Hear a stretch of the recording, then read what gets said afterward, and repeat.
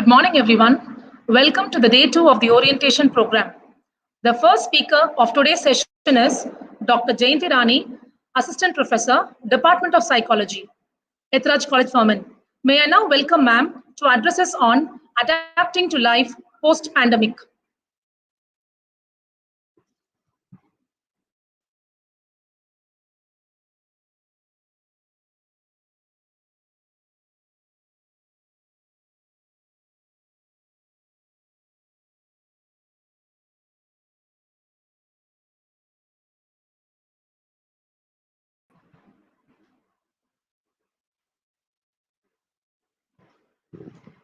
A very pleasant morning to all of you. I thank the management, the principal, Dr. S. Kodai, the organizing committee of the orientation for this great opportunity. Today, I am going to talk to you about adapting to life post-pandemic.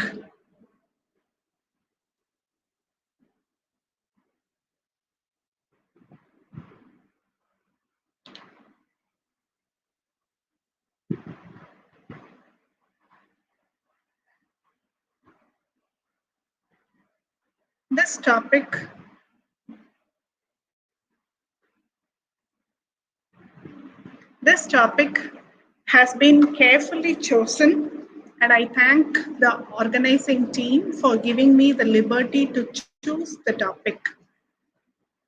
I deliberately chose the word adapting over adjusting because adjusting means you have to give up something, whereas adapting is a defining characteristic of intelligence. Today, we define intelligence as the ability to adapt to the environment. You should have all known that Charles Darwin has stressed upon this quality adaptation, which has enabled us as a mankind to see the light of this day. So I'm sure we are going to win over this situation, and hence I chose to use the word post-pandemic. Despite the first wave, second wave, and the upcoming or the foreseen third wave, I would like to see the situation in a positive light, and hence post-pandemic. Like any other crisis, COVID-19, which made our life very different since March 2020, when WHO declared it to be a pandemic. And it brought with it disequilibrium, distress, and dysfunction to all of us to a certain extent.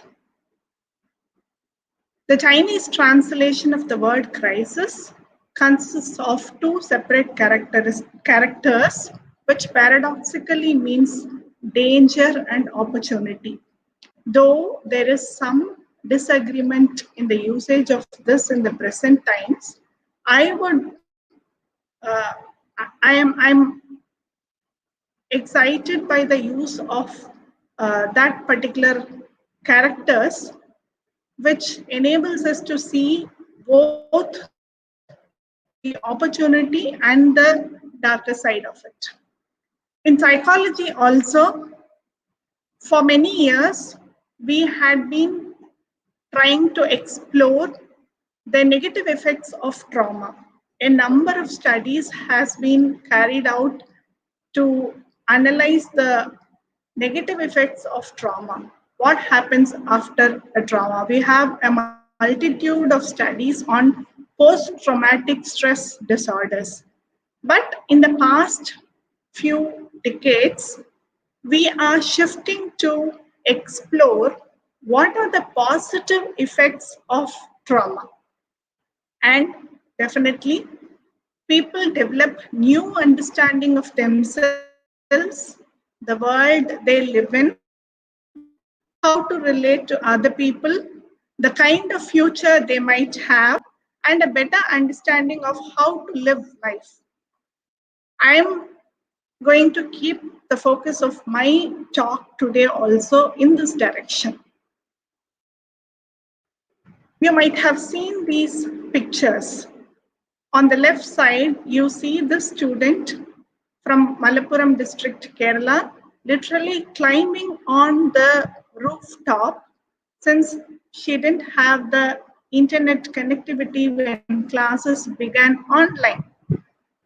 She is quite fortunate because the very next day her government responded and she got high-speed connectivity.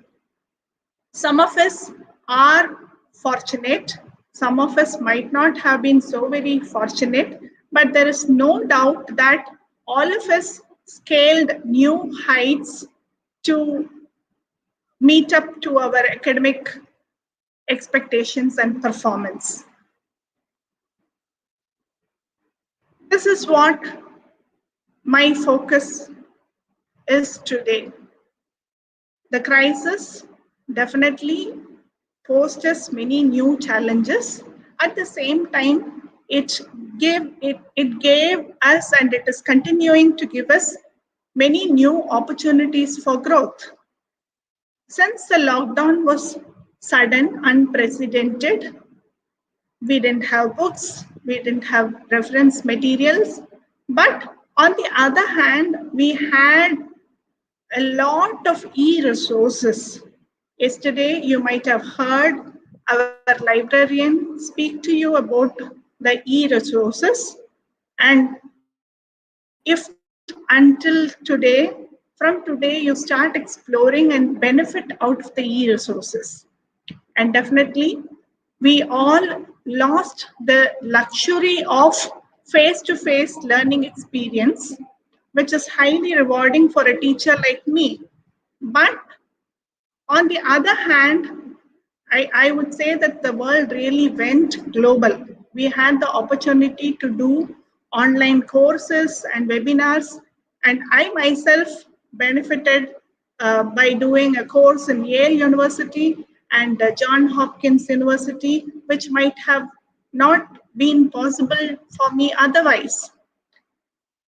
On the one hand, it might mean loss of job or underemployment for parents, financial difficulties for many of us, whereas it also offered us quality time with parents, siblings, and other family members.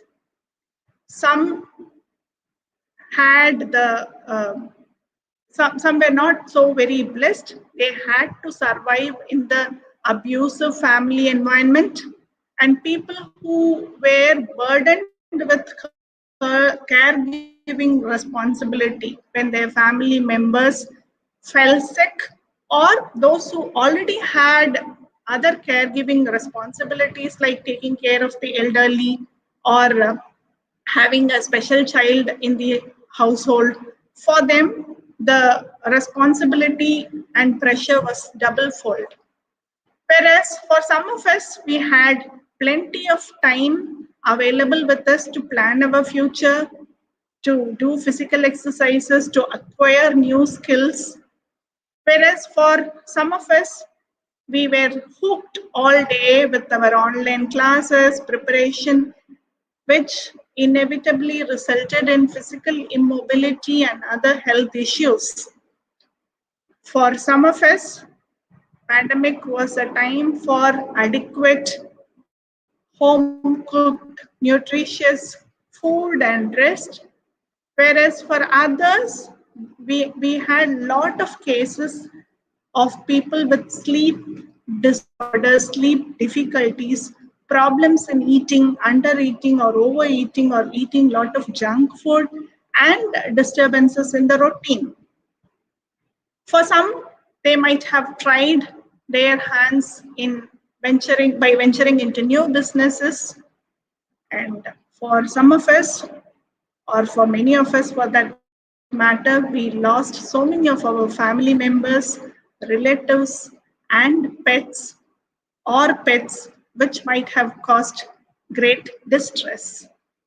Whereas for many of us again, this time also meant we learned hope and we gained confidence from the parents, survivors, and frontline workers.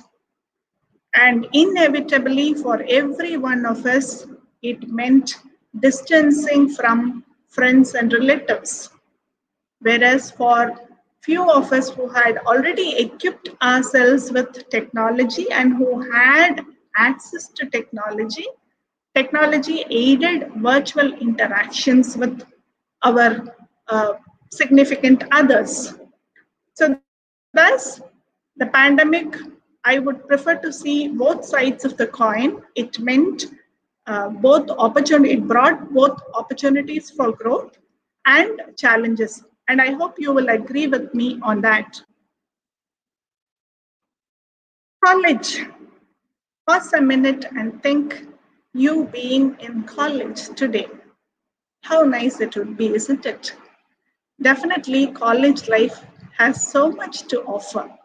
And to facilitate the take home message of my talk today, at the end of your speech, what did you carry over from my talk? That is important. And hence, I have chosen to use the acronym college to indicate what college has so much to offer. So, what are those things that you will get from college? Let me go one by one. Social network. When you think back 30 years from today, or 40 years from today, or 20 years from today, definitely you will have some fine memories of college. And you will also remember a set of people with whom you had pleasant interactions. College is a place which gives you an opportunity to connect socially. And this word camaraderie is an interesting word which means mutual trust and friendship among people who spend a lot of time together.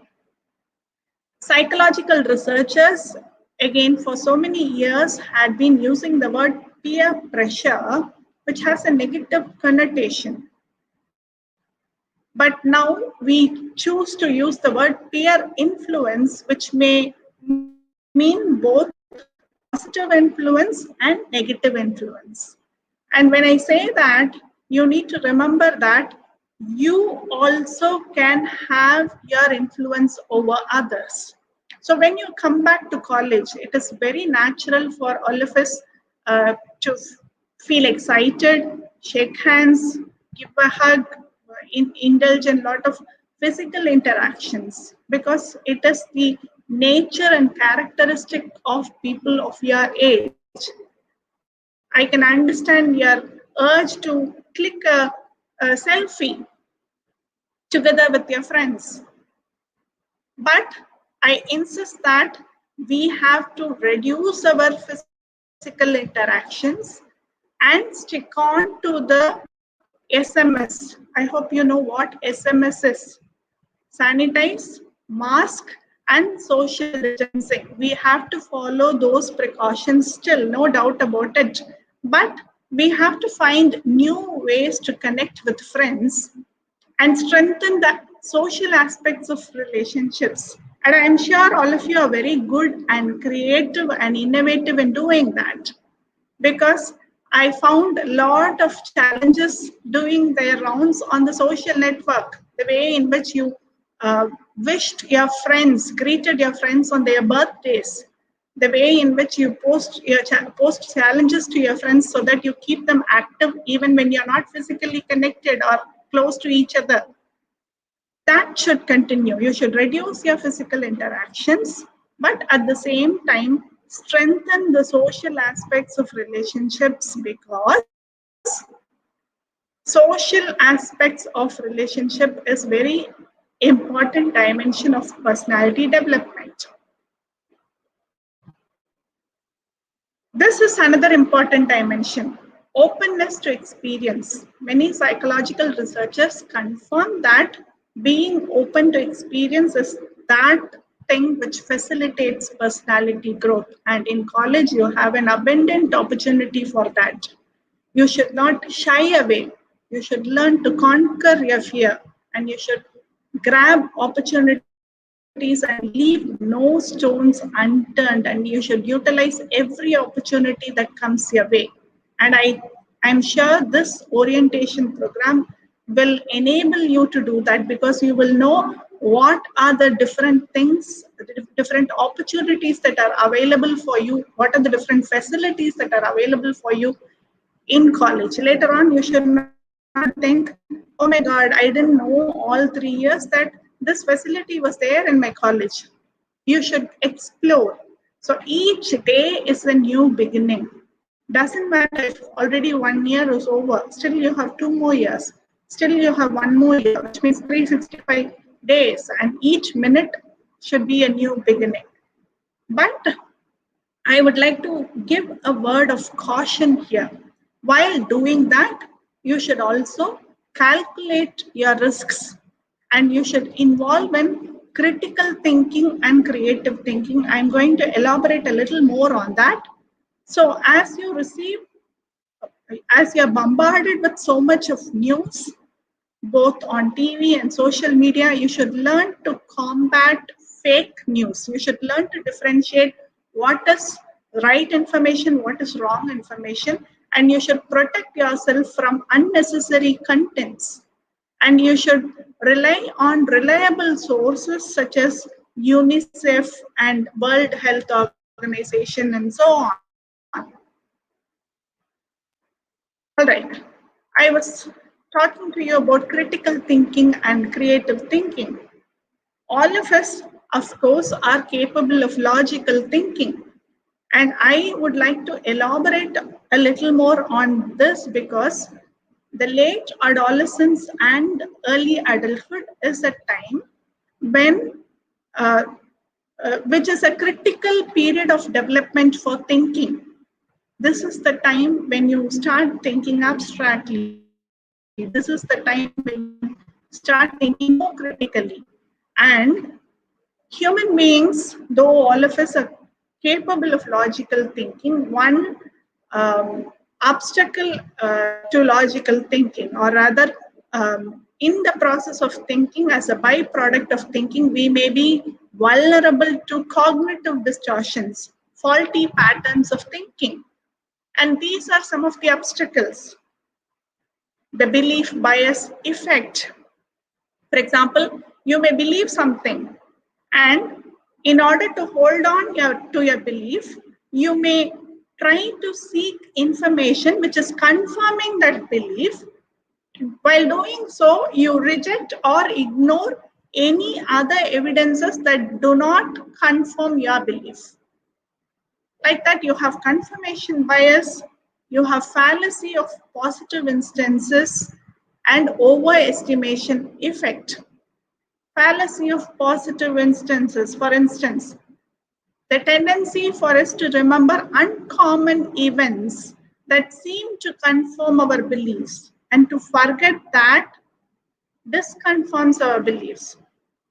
For example, this actor passed away the very next day after he got the vaccination, which may be a very uncommon event, and your tendency to remember that uncommon effect more than many other common events. That is also an obstacle to logical thinking.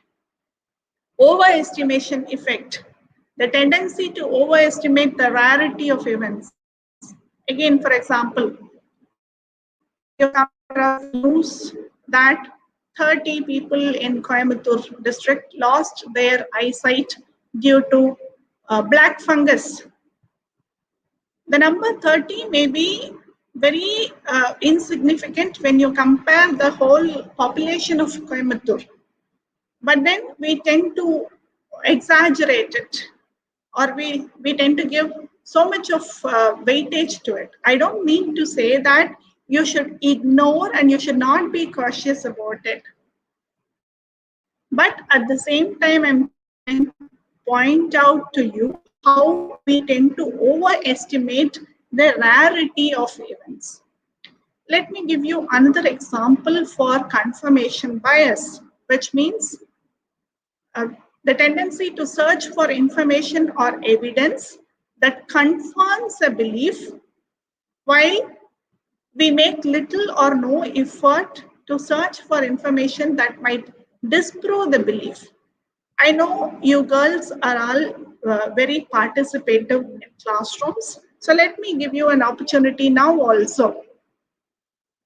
Now look at this slide which you see. If a card has a vowel on one side, then it has an even number on the other side. So if this is the rule of the game, I'm repeating, you see 4 cards on the screen and you see A, D, the letters A, D and the numbers 4 and 7.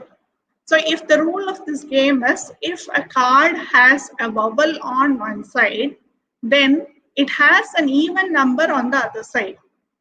Which are the 2 cards that you will turn over to confirm or disconfirm this rule?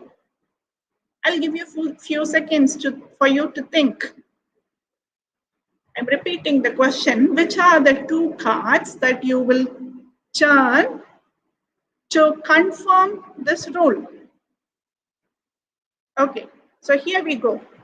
If you had said that A and 7, then you are right. Congratulations. You have got the answer right. But when this exercise was done, a vast majority of people had earlier said that the answer is A and 4, which is wrong. Why? A is right, of course, because if the number on the other side is even, then it confirms the rule. If the number on the other side is odd, then the rule is false. When you turn card 4, the card says nothing because the rule does not say that the card with an even number must always have a vowel on the other side. Do you get it? So you have to turn the card 7. So this is the problem. We are biased to look for confirming evidence and to ignore the possibility of disconfirming evidence. So we do that when we consume information also. All right, here is the next one. You need to be creative too. So here you see a set of dots. This is the exercise that you have to do. Try to connect the dots by using no more than 4 lines without lifting your pen or pencil. A line must pass through each point. Again, I give you a few seconds. Got it? This is the answer. So, had you been fallen prey to what we call as mental set, if you had the tendency to perceive the set of dots as nothing but a square, you will not be able to move beyond it. You will not be able to move beyond it to arrive at an answer. So in life also, sometimes you need to, or many a times, you need to think out of the box to get the answer. So once again, I reiterate the significance of critical thinking and creative thinking. Okay, so I hope you recall C for camaraderie, O for openness of experience, L for logical, C for camaraderie, O for openness to experience, and now we have L, leadership qualities. College is certainly a place where you tend to develop your leadership qualities. And I have arrived at a very simple definition of leadership. Leadership is nothing but you have to know yourself and you have to help others to find themselves. So how can you know yourself? Assess yourself. This may be sometimes be referred to as SWOT analysis or SWOC analysis. It stands for strengths, weaknesses, opportunities, and threats. So once in a while, try to assess yourself. Ask yourself, what professional qualities do I have? What do I do well? What is the level of my education? Or what are my weaknesses? How can I improve? What are my personal flaws? What is the opportunities that I have? Who are the people who can support me in my goals? Or what are the threats in my situation?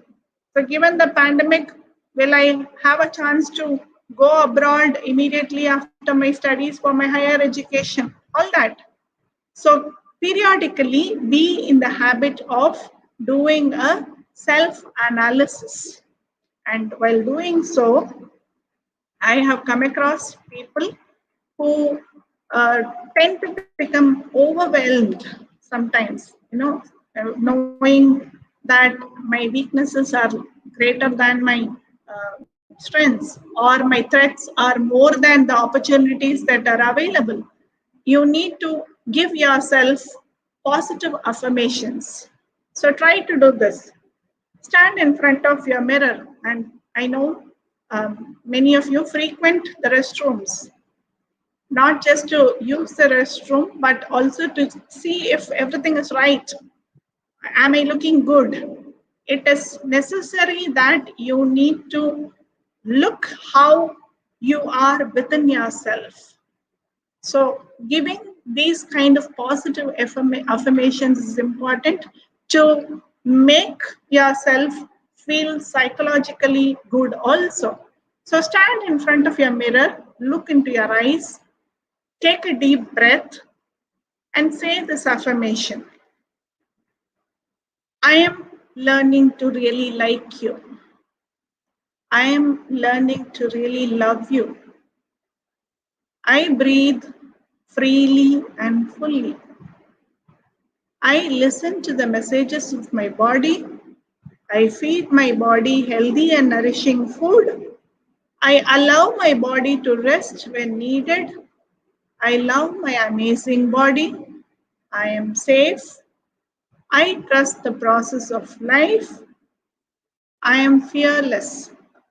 So this is the script which may be suiting the present situation, but you can choose your own script. You can write your own script.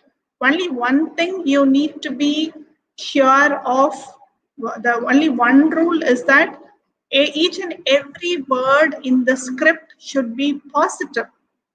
So, and make this a habit throughout the day. Each time when you pass a mirror or see a reflection, you can repeat these affirmations, even when you can say it silently. And it sometimes it becomes a practice, and you need not even look at the mirror, but periodically you can tell yourself, because our mind is keeping on talking to ourselves. We are in the habit of this called self-talk. We keep on talking to ourselves, and we should monitor that this self-talk should be positive. Okay. So the next L is leisure. This period of life is the time when you have plenty of time with you. I hope you might have heard in younger days, you have a lot of time and energy, but you don't have money. In middle age, you have money and energy, but you don't have time. In older age, you have a lot of time and money, but you don't have leisure. So this study was conducted among US adults, and it was found that what many of these adults regretted the most was that they not engaging in more leisure was one of the top 6 regrets. So leisure, you all know, is the pleasant times after work. Whenever you're free, what do?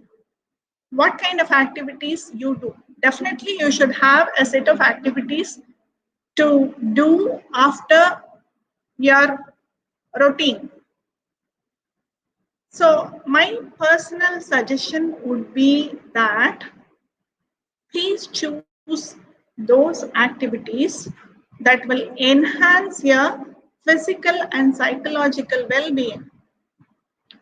I told you the pandemic tied many of us to the chairs or the desks for many hours without movement, and quite a number of studies have recorded that chronic sitting is a greatest risk factor for both physical and mental health. So choose activities that will enhance your physical and psychological well-being. Of course, I would say that each one of us can have different coping mechanisms. For some of you, cooking might be something which is therapeutic. For some of you, penning down your thoughts, the writing might be therapeutic. For some of you, playing football. For some of you, dancing. For some of you, swimming. So each one of us can have different set of likings, different set of activities which will relieve us. So choose activities that will enhance your physical and psychological well-being. When you do that, you should feel happy. Okay? Next, educate yourself. Of course, educational institutions are citadels of learning, no doubt. But when I use the word educate, I mean to say that education is not just acquiring knowledge, or it is, of course, acquiring knowledge, but it is not just acquiring information. So education is not just acquiring information. You should not limit to that one textbook or set of notes your teacher had given you. Do not limit yourself to your syllabus. And educate yourself to build on your skills. And you know what skills are? Any activity that becomes better with time. We say you should hone your skills, right? So it can be any skills, physical skills, again, driving, cooking, or computing skills, anything, or psychological skills, time management, stress management, assertiveness skills.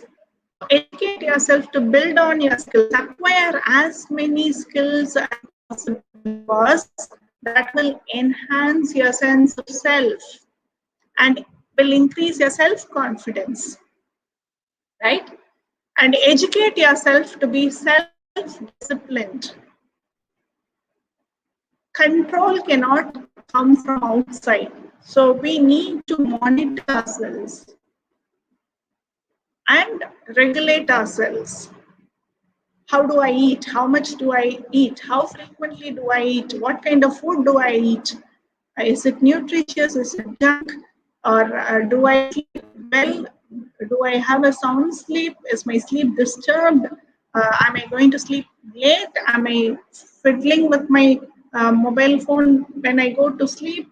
Or am I exercising adequately? Or am I indulging in activity sufficiently? So all these, try to discipline yourself and regulate yourself. Keep a journal for it. That is going to help. Okay? And educate yourself to find your failures. I think this is very, very essential. And now positive psychology is reaffirming to us that patience is a virtue. Patience is a virtue. It is okay when you're not able to submit your project in that specified time. It is okay if it is delayed by 1 month or 1 year. It is okay if you fail. It is okay if something has to wait for some time, because priorities change. At one time, you may believe that success or material success or acquiring status is your priority. But times will change. At another point of life, you will realize that um, all of us went through that. There were times when we had money, but we had to wait for oxygen supply, or we had to wait for admission into hospital. Your money could do nothing at that time. So what is your priority that time? So it's okay if we fail, and educate yourself to be positive, to be happy. Happiness is something that you cultivate. You should put in effort to be happy. You should train yourself to be happy. So when I say educate yourself, that includes all of these. Be grateful. When you retire to sleep every night, I would request all of you to please make a list of at least 3 things that you are grateful for every day. Many of us, particularly when we are um, going through some difficult situation, we might think that it is only me who is going through this tough time. Why is God doing this thing to me? Why is it only me? All others around me seem to be happy. See, all of us do not wear our sufferings on our face. Okay, so make a list of 3 things that you are grateful for every day, and that 3 things can be anything as simple as I'm thankful that I'm able to breathe today. I'm thankful that I'm excreting today. I'm thankful that I have a bunch of understanding friends. So make a list of 3 things that you are grateful for every day. Cultivate this habit. And the last E, environment. All of us do not or cannot exist in a vacuum. Human life does not thrive in isolation. What we are is a result of our environment. It can be our home, it can be our school, it can be our college, it can be the society, it can be the culture in which we are existing. So human life, and very importantly, our physical environment is also very important. Leah Patsaudi, professor of biology, is stating rising global temperatures coupled with increasing frequency of extreme weather events are predicted to cause changes in the seasonality, geography, and intensity of infectious diseases. This video reiterates the same.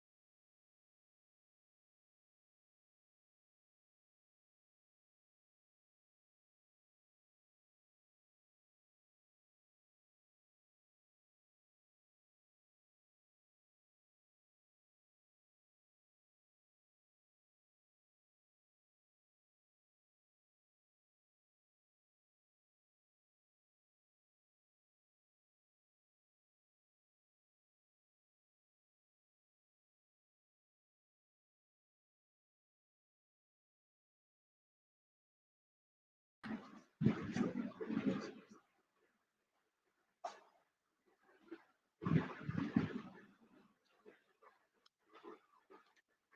hope you got to see that video, which reiterates how important is our physical environment.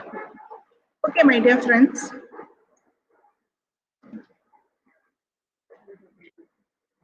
next slide.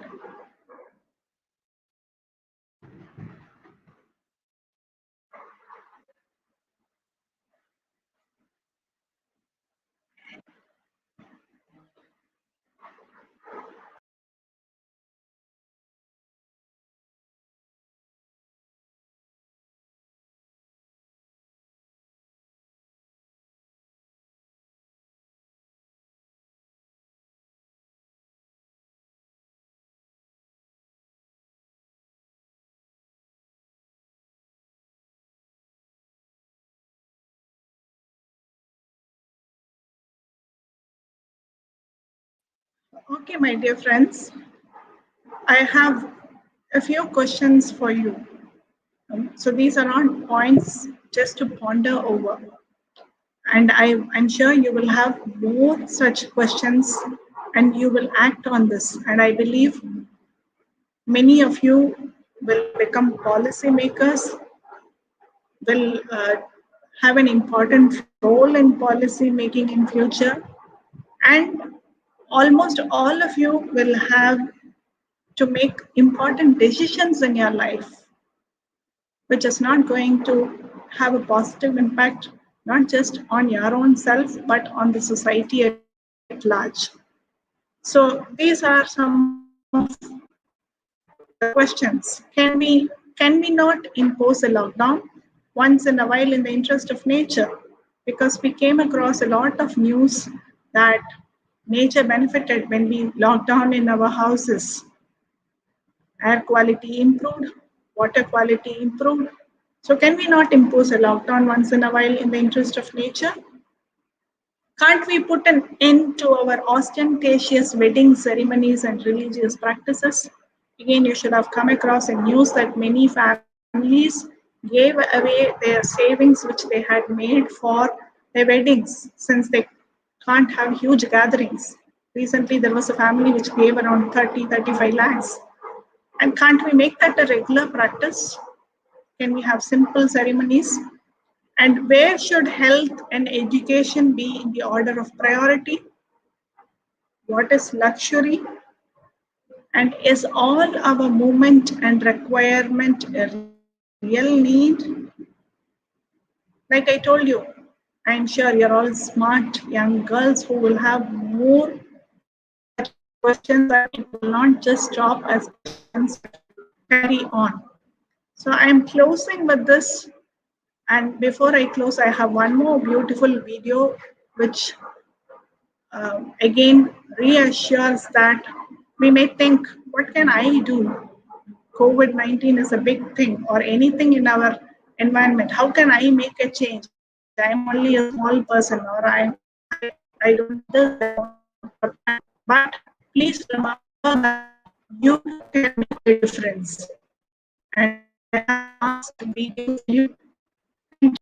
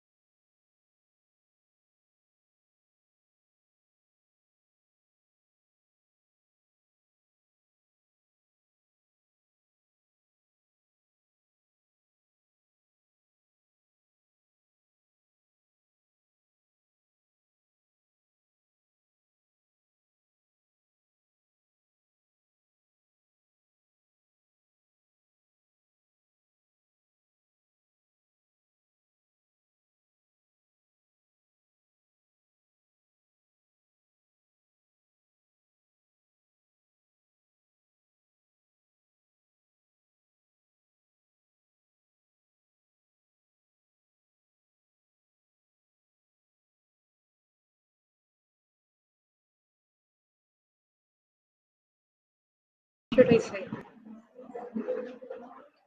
Thank you, Dr. Jayanti Rani, for your words of positivity and how to adopt to life post-pandemic. And I'm sure, despite many obstacles, our students will make use of every possible opportunities in the best way in shaping themselves to face the world to come. Now I welcome Ms. Madhuranjali, Assistant Professor from the Department of English, to deliver a talk on effective attribution for professional communication.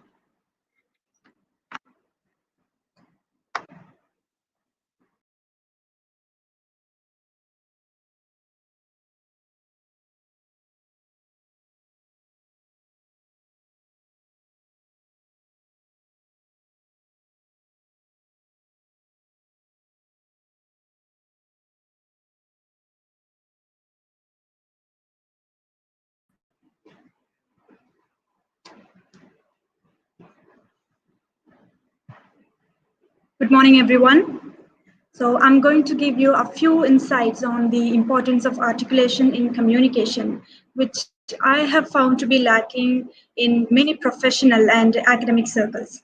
So, in fact, college students, it is the right time for you to start working on it because as you move up to your work or other professional circles, you would have practiced by then. You would have got enough practice by then. So, um, you see, each of you is good in something or the other, but what is the point of you having those skills if you're not able to express those properly?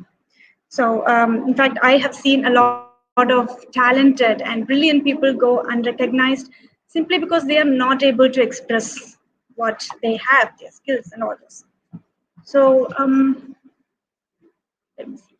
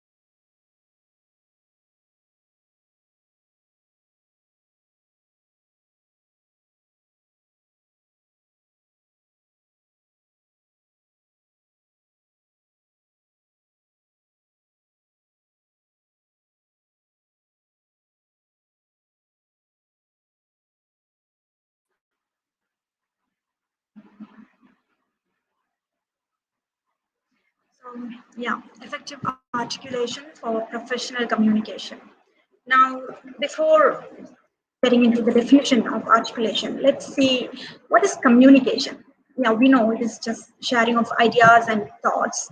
That is, whatever is in your mind, you should be able to communicate it to another person. Whatever is in your mind should go exactly to that person. And the medium is language. But what if you're not able to communicate what is exactly in your mind? You think something, but when you're delivering it, it gets altered, and the person who receives it as something else.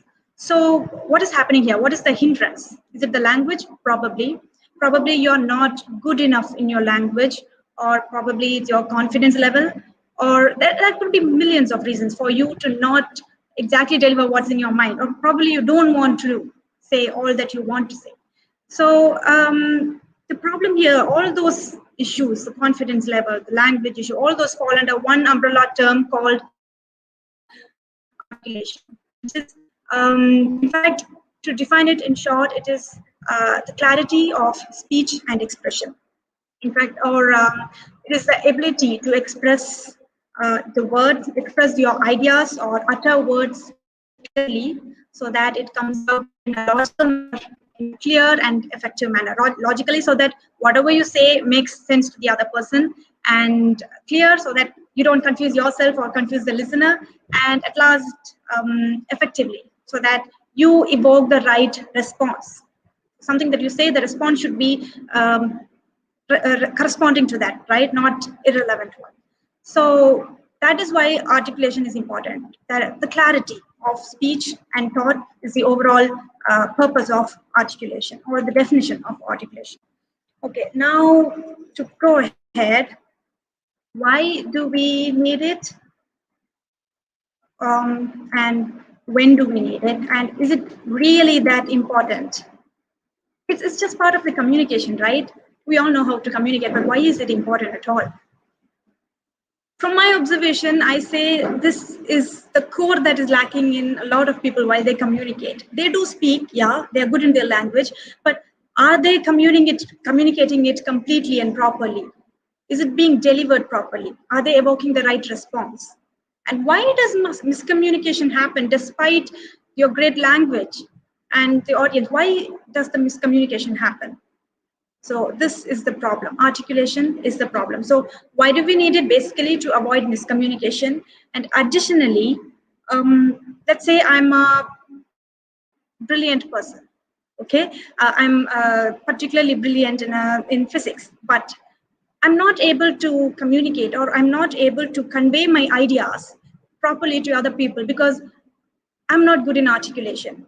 My articulation is quite poor, and hence, even though I'm brilliant, others will assume that I'm a confused person who is not having clear ideas, or I myself am not sure about my ideas or thoughts or knowledge. Okay, so it's all going waste simply because I'm not able to articulate properly. And when do we need it? Always. Not just in a professional environment, although particularly it is important there. It is not a choice, it is must. So you must develop it somehow. But anyway, even in a personal environment, while talking to your friends or your family, the miscommunication, the misunderstanding happens because of this. You have something, a particular intention in your mind, but while you're conveying it to another person, it gets misdirected and the other person takes it in some other way, and we say, oh sorry, you mistook it. So where is the problem? Is it the problem with the listener or the speaker, or both? Okay, we have to think about it. So it is necessary in all situations, always. So articulation is something you might not have focused on so far because people don't really give more importance to that, but I think that is really, really necessary. From now on, particularly as college students, you can start working on it from now. Okay, and is it really important at all? Yes.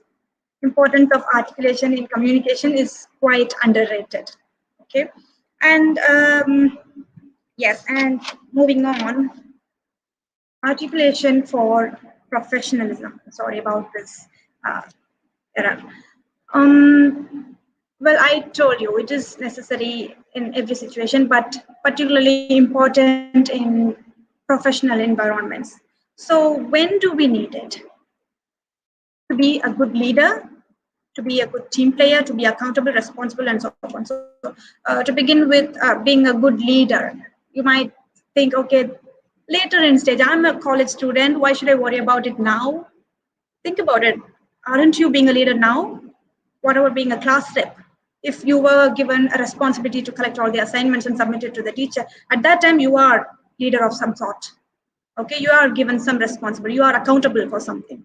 So during those times, how could you articulate well, and why is it important? Imagine you are a student and you are assigned this task, like I said, this task of collecting all the assignments. And you have some doubt to ask to your teacher, and you respect the teacher a lot. You have so much respect in your mind, but you say, ma'am, can I talk to you for a minute? Look at the tone and the usage of words. And the teacher might think, why is the student being rude? Does the student not have manners? Does she not know how to talk to a teacher? Or does she not respect me? So all these are false because you actually respect the teacher, but the way you conveyed it, your tone and your words matter. Okay, instead, if you say, excuse me, ma'am, do you have a minute? Could I ask you a small question? Or could you please a lot of some minutes for me or something like that. Rather than can you, could you makes a difference. Could you please give me some time to talk to you or something like that. Okay, so the usage of words and your tone matters. And besides those, being a good leader, while let's say you are handling a team, you are doing a group work, a group project, or a group or presentation, anything. Now, you are supposed to lead your team. And by leading, I mean you have certain ideas, you have certain plans for your team, and you want it to come out in the best way, not personally, but for the whole team. Okay, so how are you going to make them cooperate? Are you going to talk to each and every person, or are you going to select only your friends as your team? Okay, so as a leader, there's much more. That is, you have to understand the skills of each person, and you have to understand how to deliver it without, how to express your ideas and thoughts without offending one or the other, without leaving out one or the other. You have to be inclusive. You have to consider their time limits, their availability, their skills. A lot of things are to be considered. And while you speak, while you share your ideas, the plan for the whole project, you have to think of each and every person. Okay, so while being a good leader, articulation is something essential as a leader. Okay, and it is not something that you need while you start working. It is something you need as a college student itself. And yes, everyone does not take a position as a leader. There are some students who actively go up and take up the position as leader, but others, uh, I think it's time that you start taking up roles, because eventually you will have to. It will be forced on you. At that time, you can't be a fresher. You can't be a starter when you are starting to work. You should already have such experiences as a leader, as a team player, and as an organizer. So college is the time when people will easily forgive you. If you make a mistake, fine. You're just a college student. So take advantage of that. Okay? And learn to articulate right from now. And next, to be a good team player, not just a good leader, even if you want to be a good team leader, team player, and you have certain ideas to contribute, and you don't want to discourage others, you don't want to deny others ideas or thoughts or plans. At the same time, you want to convey yours, and you want yours also to be counted. Okay, at that time, you should know the right words, the right tone, and you should sound brilliant. You cannot simply have brilliant ideas and sound like someone who is simply bluffing, right? So communication, your knowledge of the language is also important here. And then to be accountable, when somebody gives you a responsible position and says that you will be questioned if something goes wrong in this project, at that time you cannot be like, no, actually I don't know, maybe. You cannot use words like, I guess this is how my team did this, maybe, I think, or possibly. These are words that are not suitable for a person who is accountable. They should be sure about things. They should have that confidence. Okay, so accountability is a huge thing, and do not feel burdened when you suddenly get loaded with a lot of responsibilities after you complete your college. Okay, right from your college days, you are grown enough. You are an adult. You can start taking responsibilities and accountability and be accountable for your own actions. Okay, and then to be a good public speaker, you will be asked to make presentations right from your first year, right? So at that time, you're just, the audience is just your class friends. That's fine, but eventually you will be taking up higher roles, such as a class representative, or what is it, representative for all the programs, associate, assistant, representative, and all those things, and maybe become a member of the college council. Okay, so the union. So such places, when you take up such roles, or when you go to the stage and talk in front of a huge audience where there are people whom you don't know at all, there's another type of communication that you need. It is not simply something that you cannot be informal. You should be highly formal, and at the same time, you're addressing an audience that has varieties of people, not just a particular kind to whom you can address. So you should know the right words to use. You should know the right content to deliver. Okay, and you should also be clear at the same time. Yes, the language could be a barrier, but yes, as long as you work on it, you practice it, I think you can manage as a beginner. Eventually, you'll become a professional in that. So that is our aim, to become a professional using our communication skills. Okay, and at last, to contribute your ideas or share your knowledge, yes, I told you, as a team player or as a good leader, or simply in your class while you're discussing something with your friends, or while your teacher is teaching something, and you want to contribute your own ideas. And at that time, you have something that your classmates don't know, and you think your teacher should know, or you think your teacher will appreciate it. But if you do not articulate it well enough, you would simply lose your confidence because of sounding like a dumb person. That's not what you want. So now, as a college student, it is okay to make mistakes and practice articulation, communication, practice confidence. Okay, and at last, to resolve conflicts. To resolving conflicts, college level, it would be just among your friends, or simply a class issue where some roll number issue, or simply some mistake in the question paper, or in the way you submitted something.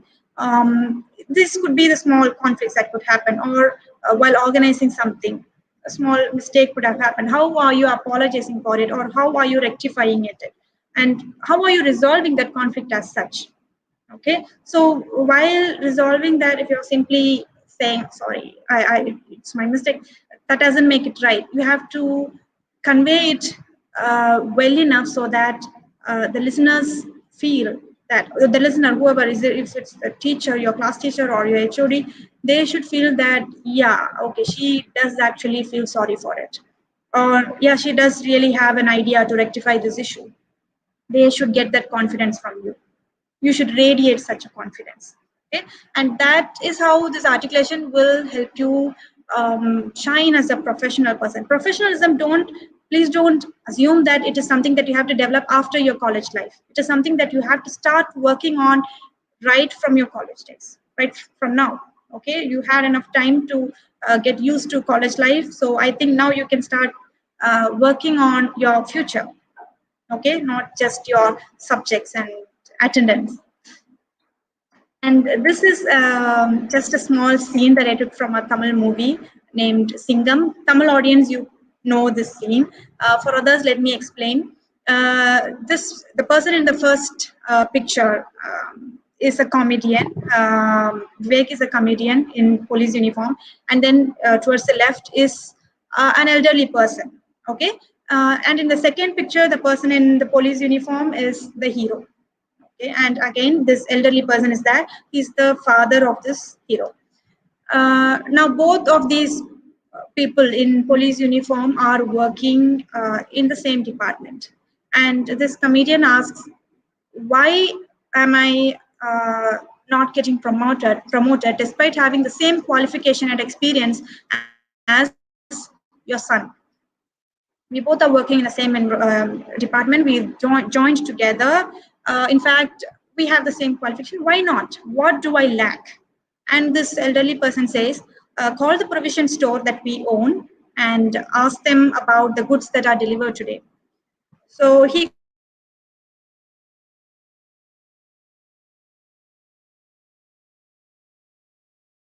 calls and asks and then inform again. But the elderly person asks again, okay, now ask them about the timing of the delivery of the goods.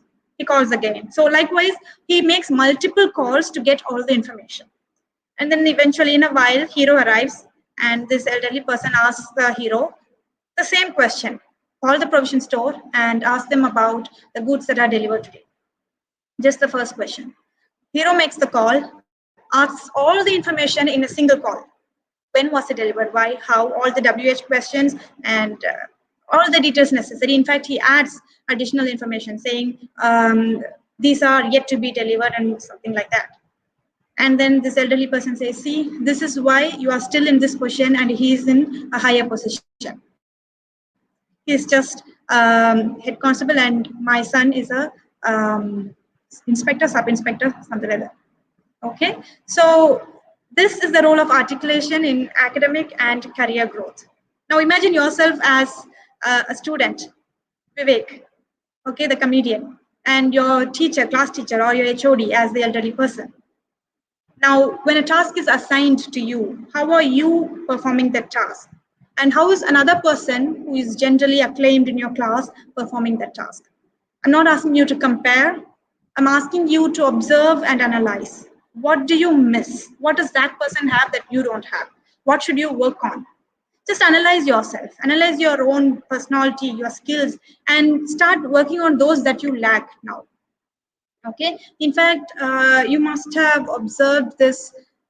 A lot of people, you must have noticed a lot of people saying this. That is, while attending an interview, your marks and your technical skills do matter, but those are not the only things that matter.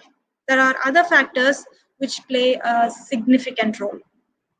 Which is like the way you deliver, the way you present, your confidence, your ideas and all those. So even though you are good in your academics, you should also be good in the way you articulate your intelligence. You need not have great marks, but you might have great team leading skills. You might have great creative ideas which you want to share with your team, or which the company might think would be beneficial for their company.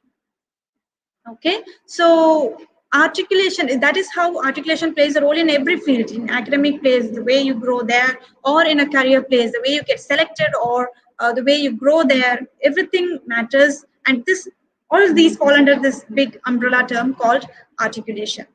Okay, and moving on, how can I bring clarity in my speech and expression? So again, it's and expression is got disappeared a bit. So articulation, now you must have understood the importance of articulation. Yes, it is necessary. You understood that. Now, how should I develop it? How should I work on it? I can observe, analyze. Okay, after analyzing and finding that these are the places where I should work on, how should I develop it? You still have time. You're just a second or third year student, but you still have time to work on it, right? So to begin with, expand your vocabulary. A lot of people might have told you this. I'm reiterating it, yes. But now I think I can give you a small tip on how to track your progress while learning vocabulary and how to learn it in an interesting manner. Because as a beginner, even when I started learning vocabulary, I just Googled random words, randomly new words, or I'll have a dictionary which will give me a new word every day. But those were really difficult and I did not get a chance to practice those. Whatever you learn, you practice it the same day, you will remember it. That is one key. Or you can follow the 1247 rule. Google it up. It is an interesting rule. Either you can do that or you can practice it on the same day, using in some context that is related to you. Okay, that way you will remember the word easily. But yeah, I could do that, but I hardly found situations to use those new words which I learned.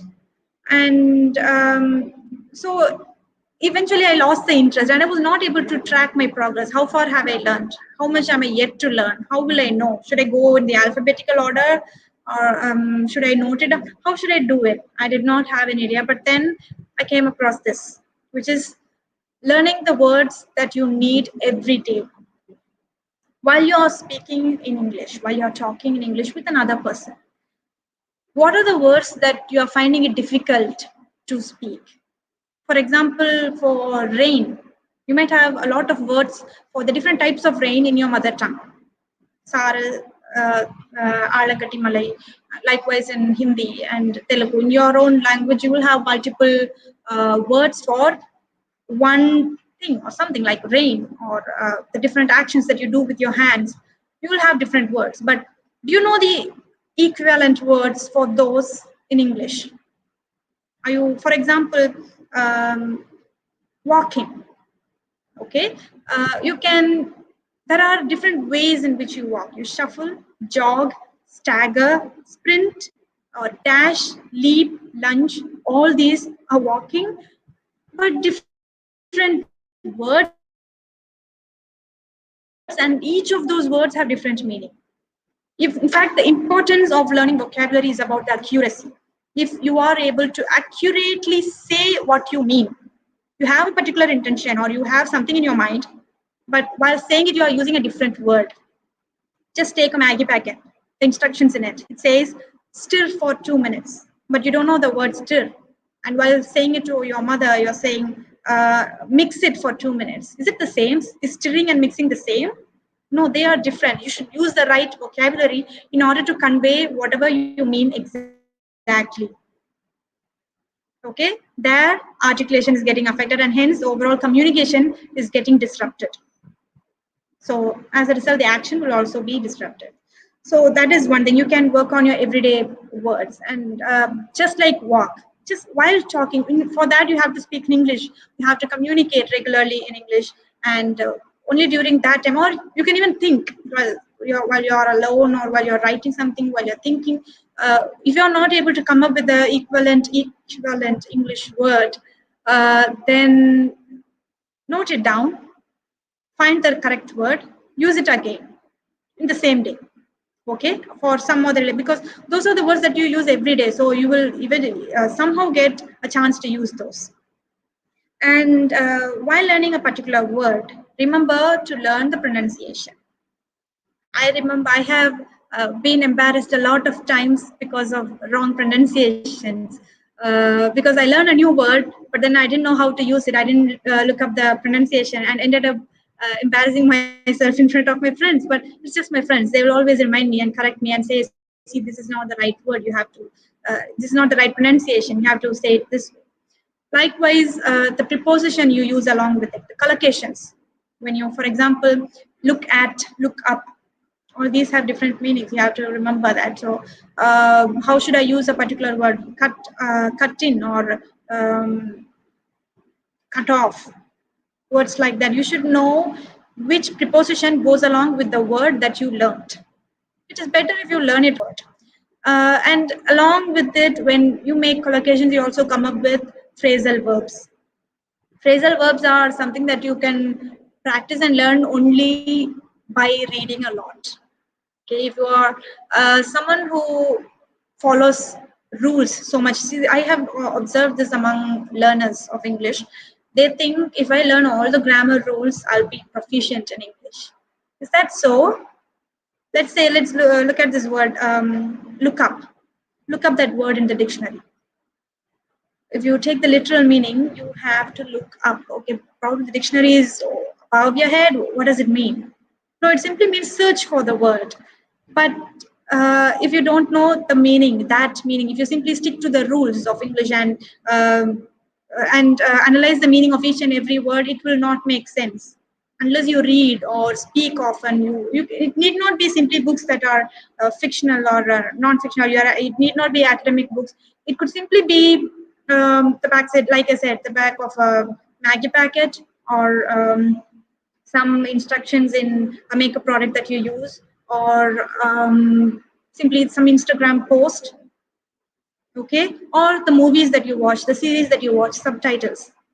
If those are in English, yes, you are gaining something. Without input, there is no output. Remember that.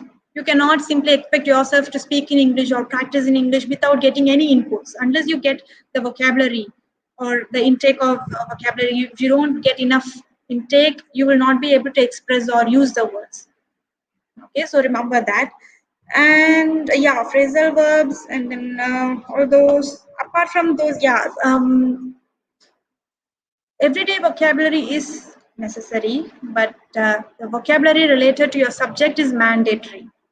If you are a chemistry student, you should know the words related to your subject. Must know.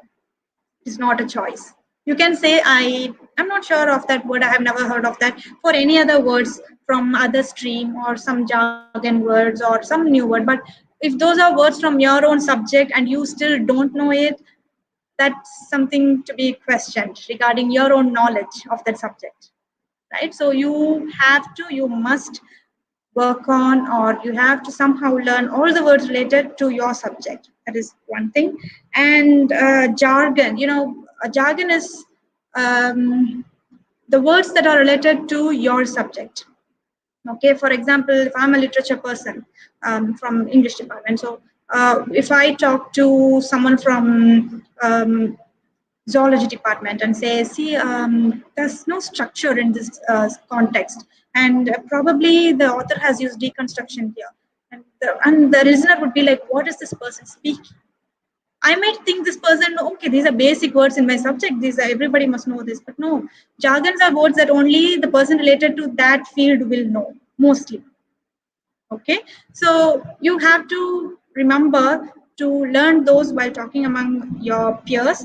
At the same time, you also have to remember to not use those while talking to a person from another stream, because again, articulation issue, which is you don't know whom you're talking to, and as a result, that person will not comprehend what you say, and communication hasn't happened there at all.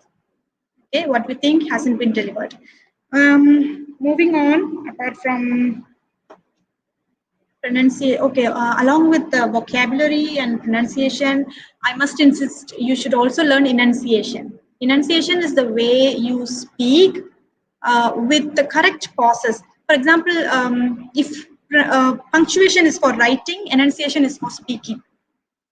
Okay, the way you punctuate will make a sentence comprehensible. Likewise, the way you enunciate will make your speech comprehensible.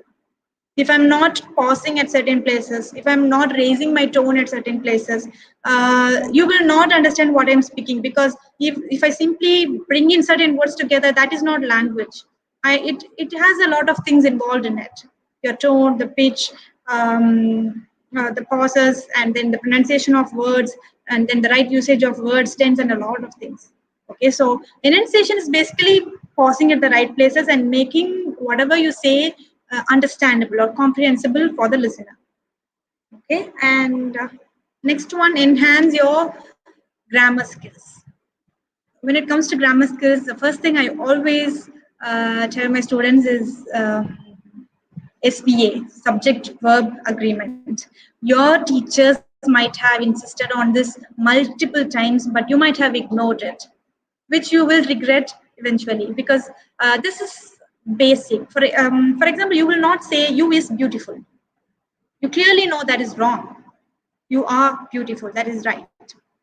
But you might think, okay, if that is SVA, if that is subject verb agreement, I know that already. That is basics of language. Yes, it is basic, but when you're applying it to longer sentences, are you using it correctly?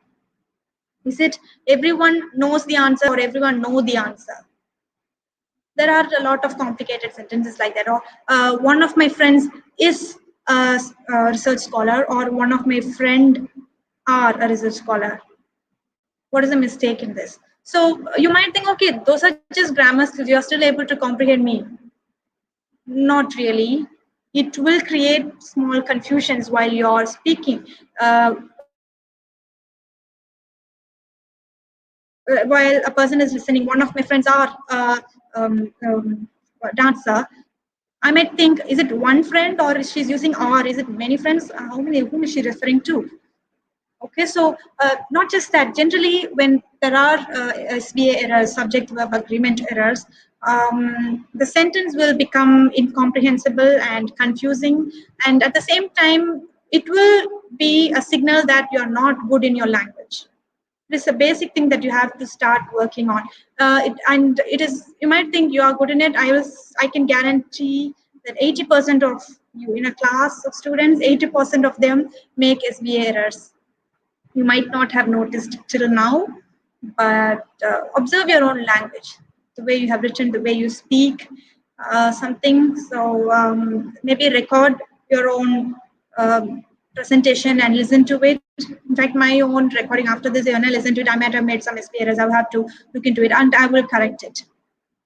Okay, that is how you work on your own communication skills. Okay, and staying true to tense. This you might notice in your own answer papers. After getting your answer sheets, just look at your answer sheet. How have you begun the essay or passage or something, and how are you going about it? The beginning, you might be using simple present tense, and as you go, you might be using simple past tense, future tense, and something else. It might differ, but you have to remember, if you're starting an essay in a particular tense, you have to keep up that tense throughout. This again, your teachers might have insisted again and again, but you might not have understood what she meant. Okay, just Google. These are things that I could go on and explain in detail, but it is better if you learn by Googling. Staying true to tense. What is staying true to tense? What is subject verb agreement? How can I improve it? Okay, and when I mean anything related to communication, any skill related to communication, you have to practice it. You can't just learn it and become proficient in it. Okay, so practicing, you can start right from now, right? You can learn it first and then slowly work on it. You can make mistakes, correct your mistakes, improve them, and by the end of your college days, by the end of your bachelor's or master's, you might have become proficient enough in that, right? So that is how what you are working on. You have to practice it. Skills, the difference between talent and skill is that talent, you might have it inborn in you, inherent in you, but skill is something that you have to practice. Anybody can practice, anybody can become a proficient person in any skill if you practice. Okay, so yeah, that is another thing. We have covered subject verb agreement, staying true to self. All these are because you have to have some clarity in your speech and writing. Okay, so and the next one, question word order. You might have noticed your friends, your classmates using these sentences in class. I am visible, ma'am. You can hear me, ma'am. So is this right? It does have a question tone, but it is not exactly correct. It is not the correct question word order. Am I visible? Are you able to hear me? Can you hear me? These are the question sentences. Okay, so this is not something that you don't know. You do know that sentence. Are you able to see me? Yes, this is a sentence that you know already, but you're not using it because you're not practicing it. You're not used to, you're not consciously working on it. What we are saying, what I'm saying is, whatever you are practicing, consciously work on it. I have to improve this. I have to use question word order properly. Remember that and start working on it.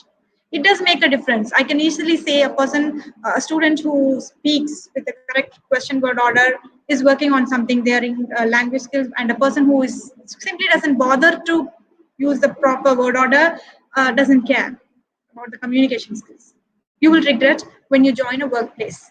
Everyone around you will be speaking in a manner that seems good and professional, and your language will seem like that of a school child. You don't want that. You want equal recognition, right? So these are factors that you could work on. SBA, question word order, staying true to tense, punctuation, that is articulation in writing, bringing clarity in your writing. Punctuation is essential, and you know the basic punctuation, comma and full stop and quotation marks. I just better if you also learn the m dash, n dash, and usage of exclamation at the right places, and semicolon. Most of you don't know the use of semicolon, so that usage. And then spelling errors. Okay, a small change in spelling could make the meaning of a word different, could change the meaning of the word, causing confusion. So that is another thing. And as college students, you also have to remember, when you write an answer for a question in your exam, understand the question first. Articulation does not just apply to speaking or writing. You can also apply it to listening. Are you comprehending it well enough? Are you comprehending it well enough? Are you understanding the question properly in order to answer it properly? Okay, so know what is being asked in the question and then answer accurately rather than bluffing something related to that. So that will fetch you marks without answering in paragraphs, pages. Some students will ask me, "Ma'am, I have written 4 pages for this question, but you have given me low marks." But that person has answered in just 2 paragraphs, and you have given her full marks. Why is that? Because that person articulated well. That person gave the right answer to the right question. Okay, so that is how it matters. And then so yeah, overall, your grammar skills, don't consider it as a technical thing that is annoying for you. Right from your school days, when you hear the word grammar, you might get annoyed, right? So don't consider it like that. Find it, learn it in some way possible, in some interesting way. Okay, so that will give a good impression on you that you are working on your communication skills, that you are a person who is ready to be a learner.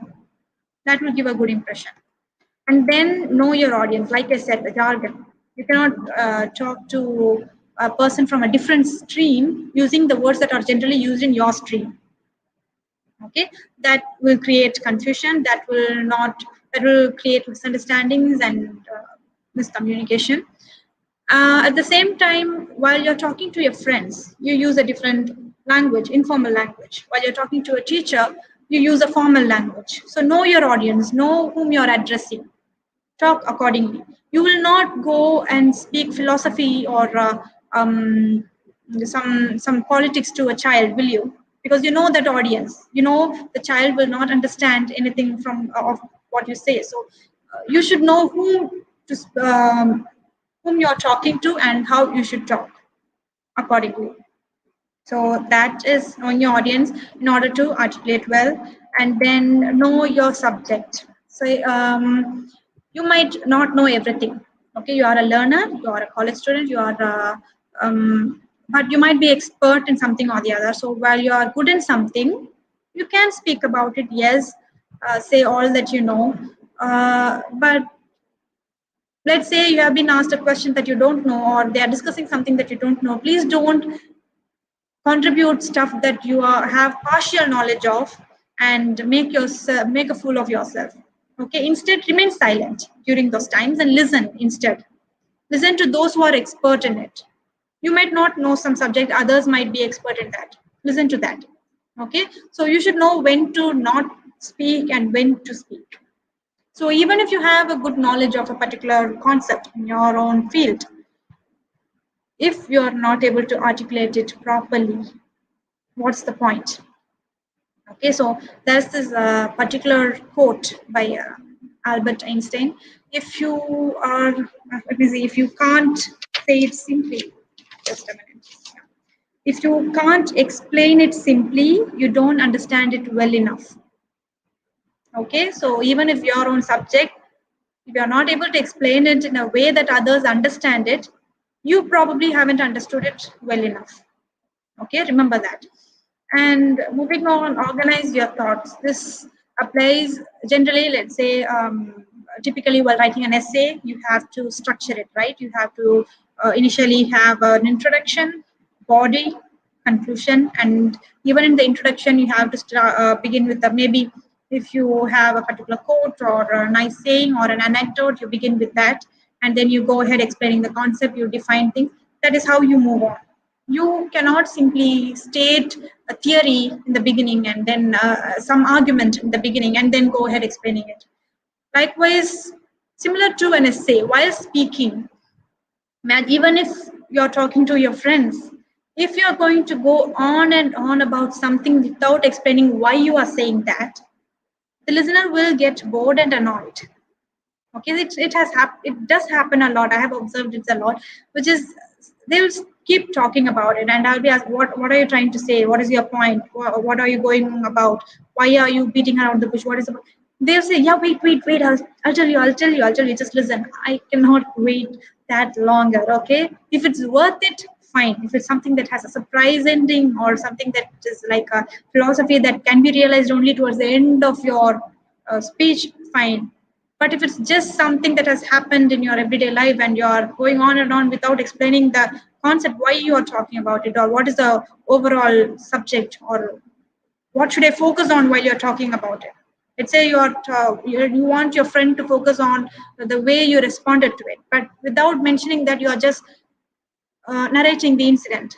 And I'm wondering, should I focus on what your friend said, or the way you are saying the story? Are you telling me the story so that you show your storytelling skills?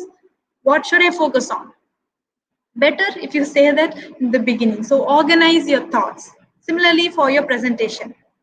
Okay, how are you greeting the audience in the beginning? Are you saying thank you towards the end, or are you coming up with an interesting beginning? And how are you going about it? Are you placing arguments? Where are you placing your arguments? Where are you placing your solution? Is it in the beginning or towards the end? How is it interesting? Organize it. So how does it help? Isn't it generally part of communication skills? How is it articulation? If you organize it properly, the listener will get a complete understanding. The way I have it in my mind. Okay, I have it in a particular order. Okay, and this is how I want you also to understand it. That could be multiple perspective for everything. You know that, right? For every concept and in anything that you take, that could be multiple perspective. I could see a cube in this direction. You could be seeing it in another direction. But I want you two to see it in this direction, which I'm seeing. In that case, I have to convey my order as well. I have to organize it in such a way that you look at it in the same perspective. Okay, so remember that while communicating. That is also part of articulation, organizing. And moving on, be concise yet complete. That is, some people will think I need not talk much, I can say it in a few words. But are you conveying it completely? For example, the first picture we saw in the first slide, mouse. A person said, what is this? Mouse. What do you have in your bag? A mouse. I might have to explain it further. It's a computer, the mouse that you use along with the computer, not rodent. Okay, it is not an animal or a rodent. It is one that you use with the computer. Instead of explaining that, if I say just mouse, have I communicated completely? No. I'm being concise, yes, but I have not completed. But I have not communicated completely. We have to remember that. Likewise, for any concept that you speak, it is better to be short and sweet, but remember that you also have to say it in a complete manner. Do not leave it hanging. Do not say it in a way that the others don't understand. Okay, for example, articulation, I could say it in a few words. Clarity in speech and expression, concise. But am I complete? Yeah, those words do complete it. To elaborate it, yes, I can give few more examples and few more instances. Okay, so for any concept, try to be concise rather than, because the audience, the listener will lose interest, and only half of what you wanted to communicate would have reached. Okay, remember that. And next, think before you speak. All these points you have to remember. Whom are you talking to? Your audience, your subject. How are you going to deliver it? Have I organized it? Am I using proper grammar, or am I using the right words while delivering it? Think before you speak. And particularly the pauses that you use. For example, I'm using a lot of non-verbal pauses. You can avoid those, and instead just pause. If somebody is asking you a question in the class or anywhere, and you do not have the right answer, you might need some time to answer that. Instead of thinking, instead of using words like that, you can just pause, think over it, or say, give me a minute, think over that question, and then answer it. That will make you appear confident. You might not know the answer, yet you sound confident. Okay, take your time. Always, it's okay. Nobody is rushing you. Instead of giving an impression that you are going to give some random answer that is not at all related to the question, you can rather take a pause and give an impression that you are thinking on it and you want to answer it in a perfect manner. Okay, so think before you speak. Use pauses at the right places rather than using fillers. We all generally use fillers as beginners, as learners, even as professionals, but It's the experts who avoid completely the fillers. So it's okay. It's up to you the way you learn. Okay, it's up to the speed at which you learn. It's up to the way in which you practice your skills. So that's fine. And yes, think before you speak and watch your pauses. It's the same. Avoid contractions and slang words and SMS language. Imagine saying LOL while talking. Yeah, that is funny. The person might understand it, but it does not seem formal. It does not seem nice. Like, what if the other person does not know the contractions, the SMS language? If I'm speaking to my grandmother and I suddenly say LOL, she might wonder what am I saying? Okay, I have to notice, I have to watch my audience. Similarly, I cannot speak in front of a stand in front of a stage and say rolling ROFL or IKR, I know, right? So I cannot say that in front of a stage. I should know where to use what language. You can use those with your friends, fine. But when you are trying to be a professional, practice avoiding those, because you might say, see, I know where to use what. I'm just using this among my friends. While talking to a professional person, I will avoid those. I know that. But does practice work that way? Does something that you do regularly work that way? Okay, so remember that what you practice is what you will follow under a nervous situation or under some usual situation. You will start using that in every situation. So better to practice the right ones rather than complicate yourself and segregate your mind and use this in this situation and that in this situation. Rather, don't do that. Okay. Likewise, in any formal essay or your answers, avoid using contractions like can't, wouldn't. Instead, say would not, cannot. Okay, those contractions also you could avoid. And radiate confidence. When you learn all these, confidence will just start radiating from you just like that. Okay, you will exude confidence. And then tips for practice at last, something that you could start doing from now on. Okay, take responsibility. You are a college student. You will make mistakes. Fine. I might scold a bit, but then they'll easily forgive you because you are a learner. You are a student. It's fine. As a professional, you will not be just questioned or scolded. You'll be fired from your job.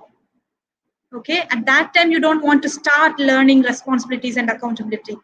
Okay. It's better if you learn now and then apply those as a professional. So take responsibilities from now. It's okay. Even if you haven't taken anything so far, you still have time. Okay. Even if it's just organizing a small event, a small class trip. Okay, or a small program for your class or a guest lecture, anything. Organize something, take responsibility on something or the other. Work on your organizational skills. The way you arrange for a program, whom are you contacting, and the way you speak. Observe yourself. How are you behaving while talking to a person of higher rank or higher authority? And how well or how careful are you while arranging something?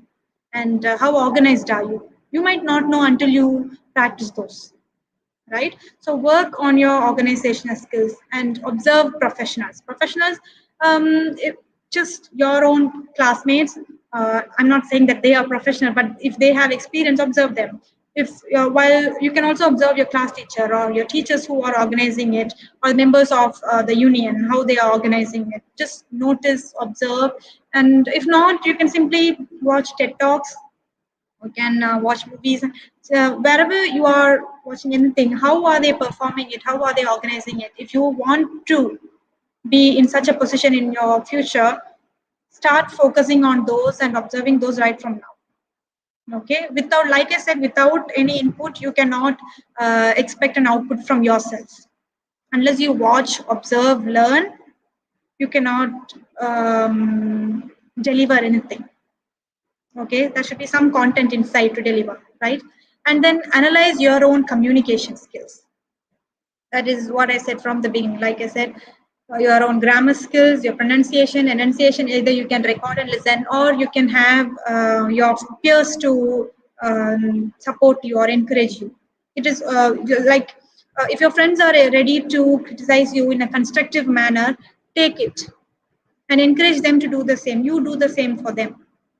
Okay, because that's how you can develop. You cannot wait for someone to come and take a soft skills class and then from that you develop. How much could you learn from that? Instead, if you're ready to learn every day, there's so much more that you will be gaining, right? So analyze your own communication skills, practice pronunciation and enunciation regularly, and then encourage constructive criticism among peers, those who are studying with you or working with you, anything, and then keep up with current events.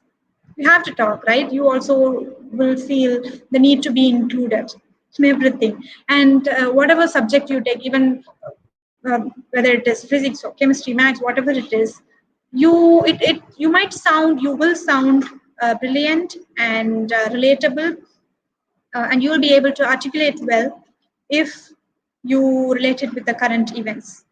If you are able to understand how it applies in the current scenarios or in the current days. Okay, keep up with the current events. That will make you sound brilliant, intelligent, and um, as a person who knows their subject for real. And yes, learn your subject. Your subject is something essential, your part.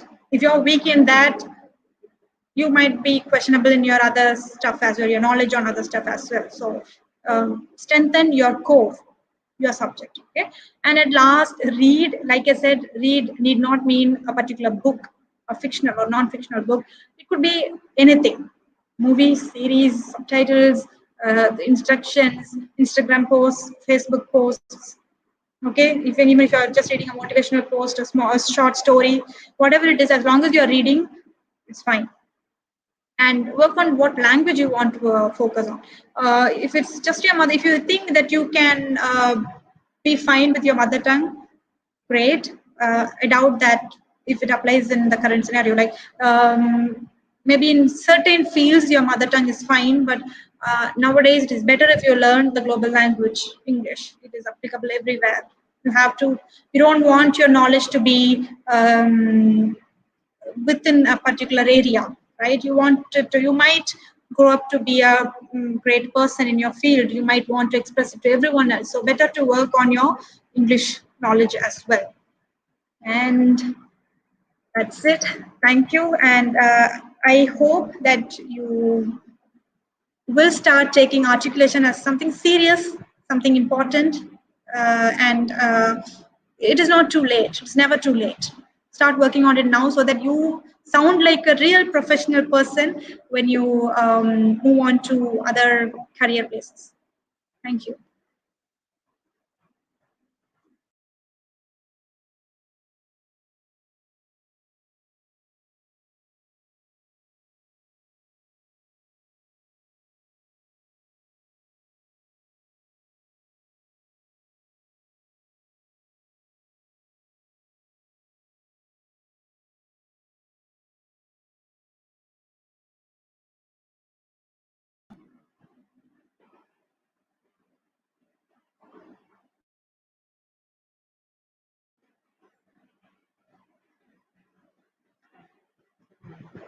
Thank you. Thank you, Ms. Madharanjali, for enlightening the students about the importance of effective communication in both personal and professional life. Thank you, students, for your active participation. By now, we have come to the end of today's program. The tomorrow section will start by 10:30 a.m. and the link will be sent to your class group. Thank you, one and all. Thank you.